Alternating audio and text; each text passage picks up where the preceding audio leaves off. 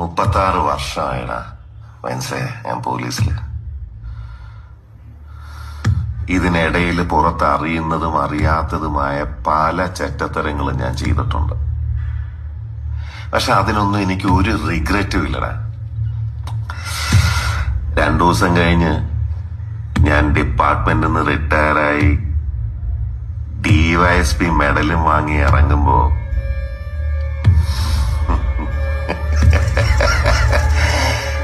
ജോർ sir പഴയ ജോർ sir തന്നെയാണ്. നീ ആരെയാണ് ഈ പേടിപ്പിക്കുന്നേ? എന്നെ